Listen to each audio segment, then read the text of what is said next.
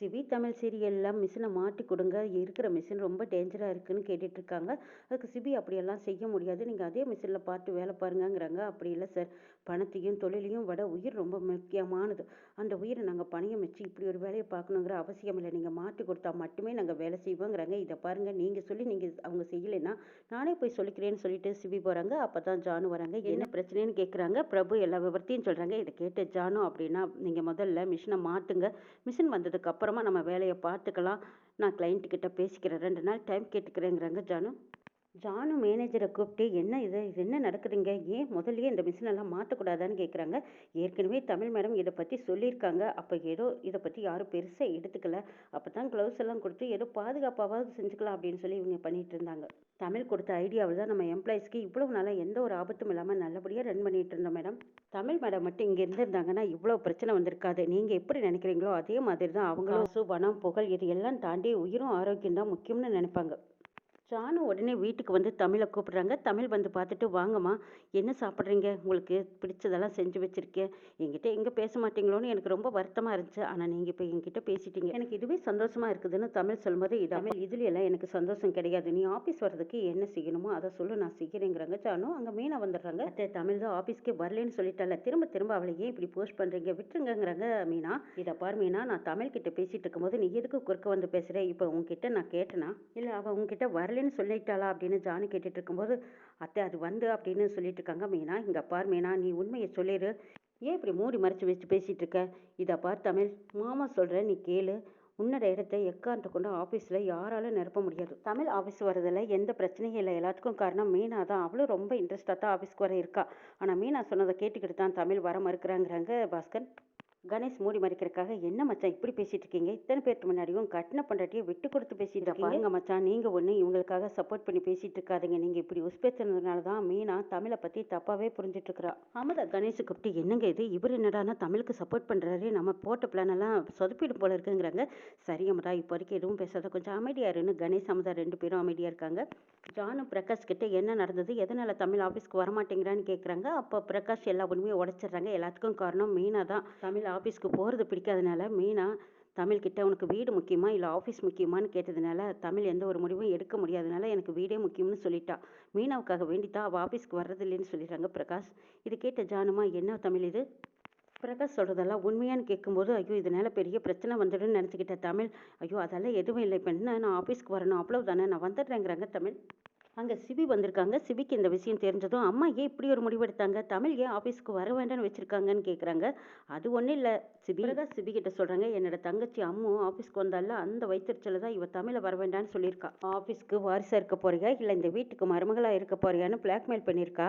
தமிழ் இதுக்கு சரியான முடிவு எடுக்க தெரியாதனால தான் சரி நம்ம வீட்டில் இருக்கிறது நல்லதுன்னு நினச்சி இப்படி ஒரு முடிவு எடுத்திருக்கான்னு பிரகாஷ் உண்மையை உடைக்கிறாங்க.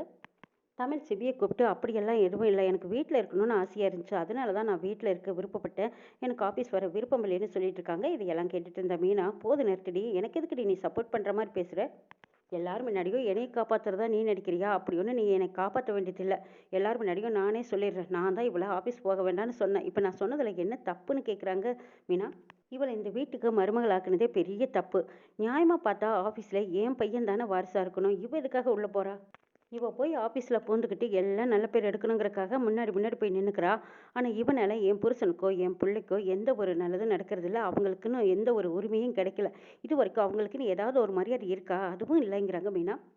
அதனால தான் இவளை நான் ஆஃபீஸ்க்கு போக வேண்டாம்னு சொல்லி வச்சுருக்கேன். 2 நாள் இவள் ஆஃபீஸ்க்கு போகலேருந்து இப்போ அத்தை வந்து வாமா வாமான்னு கூப்பிட்டுட்டு இருக்காங்க. இவள் ஆஃபீஸ்க்கு போய் எல்லாத்தையும் இவள் கண்ட்ரோலில் வச்சுக்கிறா. அடுத்தது என் புருஷனையும் பிள்ளையும் ஓரங்கட்டி வச்சிருவான்னு தான் நான் இவளை ஆஃபீஸ்க்கு போக வேண்டாம்னு சொல்லிட்டேன். அதே ஆஃபீஸ் போகிறதும் எனக்கு பிடிக்கல, இது என்னால் தாங்கிக்கவும் முடியாதுன்னு சொல்லிடுறாங்க மீனா. இதை பாருங்கத்தை, எல்லாரும் நல்லா கேட்டுக்கோங்க, உங்களுக்கு அப்புறம் என் புருஷனும் பிள்ளையும் தான் ஆஃபீஸ்க்கு போகணும், இவெல்லாம் போகக்கூடாதுங்கிறாங்க. அப்போ சிவிக்கு கோவம் வருது, என்னமா பேசிகிட்டு இருக்கீங்க, ஆஃபீஸ் நல்லா இருக்கணும், அங்கே வேலை செய்கிறவங்க நல்லா இருக்கணும்னு அந்த முன்னேற்றத்துக்காக தமிழ் பாடுபட்டு இருக்கா, இது தெரியாமல் நீங்கள் என்னடானா என்னையும் அப்பாவை பற்றி பேசிகிட்டு இருக்கிறீங்க. பிரகாஷ் சிபி கூப்பிட்டு, நீ தமிழை நல்லா புரிஞ்சு வச்சுட்டு தான் இப்போ தமிழுக்காக நீ சப்போர்ட் பண்ணுற, இப்படி தான் இருக்கணும்னு சொல்லிட்டு பிரகாஷ் மீனாவை கூப்பிட்டு திட்டுறாங்க. என்ன நினச்சிட்டு இருக்க மீனா, தமிழ் ஆஃபீஸ் வர்றதில் உனக்கு என்ன பிரச்சனை நினச்சேன், ஆனால் தமிழ் ஆஃபீஸ் வராதனால எவ்வளோ பிரச்சனை இருக்குது தெரியுமா, நீ போக வேண்டாம்னு கட்டில் போட்டால் யாரும் ஆஃபீஸ் வரக்கூடாதா, இந்த மாதிரி ரூல்ஸ் பேசுறதுக்கெல்லாம் உனக்கு எந்த அதிகாரம் கிடையாது, என்ன நடந்தாலும் சரி எங்கள் கேட்பாங்கன்னு பிரகாஷ் சொல்கிறாங்க. இதை கேட்டு மீனா அழுக ஆரம்பிக்கிறாங்க. போதுமாடி, நீ நினச்ச மாதிரி மாதிரியே எல்லாம் நடந்துருச்சா? இப்போ என் பிள்ளைக்கும் புருஷனுக்கும் எனக்கு எதிராகவே திருப்பி விட்டுட்டியேன்னு மீனா தமிழை திட்டுறாங்க. அப்போ அடிக்கவும் போகிறாங்க. ஜானுமா கையை பிடிச்சு தடுத்து நிறுத்துறாங்க. என்ன நினச்சிட்டு இருக்கேன் மீனா? ஏன் முன்னாடியே தமிழ் அடிக்கிறியா? ஏன் முன்னாடியே நீ தமிழை கையோங்கிறது எவ்வளோ பெரிய தப்பு. தப்பு செஞ்சவங்க தண்டனை அனுபவிக்க கூடாதுன்னு தான் தமிழ் ஒரு முடிவெடுத்திருக்கா. நீ எதுக்காக இப்படி தமிழ்கிட்ட ஓவரா நடிக்கிறீன்னு ஜானுமா கேட்குறாங்க. இதை பாருங்க அத்தை, திரும்ப திரும்ப அந்த ஜெயராணியை நம்ம ஆஃபீஸ்க்குள்ளே இவ தான் கொண்டு வரா. அது எனக்கு பிடிக்கவே இல்லைங்கிறாங்க மீனா. ஜெயராணியோட பொண்ணு தான் இவங்கிறத நீங்கள் மறந்துருக்கலாம், ஆனால் நான் மறக்கல. இவ ஆஃபீஸ்க்கு போகவே கூடாதுங்கிறாங்க மீனா. சரி, அவங்க 2 பேர்த்தையும் ஆஃபீஸ்க்குள்ளே வரக்கூடாதுன்னு சொல்கிறதுக்கு நீ யாருன்னு கேட்குறாங்க ஜானு. அது நான் உருவாக்குன ஆஃபீஸ், அங்கே யார் வரணும் வரக்கூடாதுங்கிறத நான் தான் முடிவெடுக்கணும். தமிழ் எப்பவும் போல் ஆஃபீஸ்க்கு அவள் கண்டிப்பாக வந்தே தீரணுங்கிறாங்க ஜானு. ஓஹோ அப்படியா? அப்படின்னா அப்போ நீங்கள் ஒதுக்கிங்க. அவள் பேரில் பொறுப்பை கொடுக்குறேன்னு சொல்கிறேன், நீங்கள் ஒதுங்கிக்கங்க. எப்போவுமே நீங்கள் இனிமேல் அதை பற்றி பேசவே கூடாதுங்கிறாங்க. ஐயோ அம்மா, என்னம்மா பேச்சு பேசிகிட்டு இருக்கேன்னு சிபி கேட்குறாங்க. டேய் பேசாமல் இருடா, இப்போ பேசலைன்னா நான் எப்போவுமே பேச முடியாது. எனக்கு இதுதான் சரியான வாய்ப்பு, நான் அத்தைக்கிட்ட பேசியே தீர்வேன்னு சொல்லி மீனா எதிர்கட்டு கட்டிட்டு இருக்காங்க. இவ்வளவு நாளாக பொறுப்பான ஆள் இல்லைன்னு சொல்லிட்டு இருந்தீங்க, இப்போ தான் சிபியும் பொறுப்பாயிட்டான். உங்கள் பையனும் தெளிவாயிட்டார்ல. இவ்வளவு நாளாக அவர் தான் ஹோமாவில் இருந்தார், சிபியும் பொறுப்பு இல்லாமல் இருந்தா. இப்போ எல்லாமே நிறைஞ்சு வந்துருச்சுல்ல. இதுக்கப்புறமா நீங்கள் ஒதுங்கிட்டு இவங்ககிட்ட பொறுப்பை கொடுக்க வேண்டியதானே? என் புருஷங்கிட்ட பொறுப்பை கொடுத்துட்டு நீங்கள் வீட்டில் ரெஸ்ட் எடுங்கன்னு சொல்லிட்டு இருக்காங்க. இதை கேட்டு பிரகாஷ்க்கு உடனே கோவம் வருது. வந்ததும் மீனாவை அடிக்கிறதுக்கு கையோங்கிறாங்க. அப்போ சிபி தடுத்து நிறுத்துறாங்க. என்னப்பா அது, அம்மாவை எதுக்கு இத்தனை பேர் முன்னாடி அடிக்க போகிறீங்க, பேசாமல் விட்டுருங்கப்பாங்கிறாங்க. ஏன் ஓங்கின கையை கீழே இறக்கிட்டீங்க? அடிங்க, நல்லா அடிங்க. ஆனால் என்ன அடித்தாலும் சரி, என்ன பேசினாலும் சரி, நான் எடுத்த முடிவுலேருந்து எக்கன்று கொண்டு நான் மாற மாட்டேன். அத்தை முடிவு எடுக்கட்டும்னு சொல்லிட்டு மீனா அங்கேருந்து போகிறாங்க. மீனா அவங்க ரூமில் இருக்காங்க. அங்கே சிபி வந்து என்னம்மா என்னம்மா ஆச்சு உனக்கு, ஏமா இப்படியெல்லாம் பேசிகிட்டு இருக்க?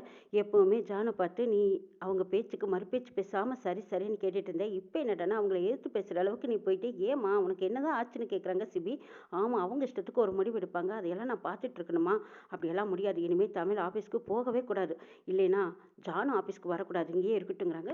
யாரை பார்த்து என்ன பேச்சு பேசிகிட்டு இருக்கேன்னு உனக்கு தெரியுதாம்மா? இந்த ஆஸ்தி அந்தஸ்து பணம் காசு இதெல்லாம் யார் உருவாக்குனா தெரியுமா? ஜானுமா சின்ன வயசுலேருந்து கஷ்டப்பட்டு உருவாக்குனது. அப்படி ஒரு பொறுப்பில் இருந்து வேணுமா வேண்டாமான்னு முடிவெடுக்கிறது ஜானுமா மட்டும்தான் அந்த முடிவை எடுக்க முடியும். நீங்கள் யார் சொல்கிறதுக்குன்னு கேட்குறாங்க சிபி. இதை பார் சிபி, என் குடும்ப விஷயத்தில் அவங்களுக்கு முடிவெடுக்கிற உரிமை இருக்குன்னா அப்போ நானும் அவங்க விஷயத்தில் முடிவெடுக்கிற உரிமை எனக்கு இருக்குங்கிறாங்க மீனா. ஆமாம்மா, தப்பான முடிவு எடுக்கிறதுக்கு தான் உனக்கு உரிமை இருக்குது.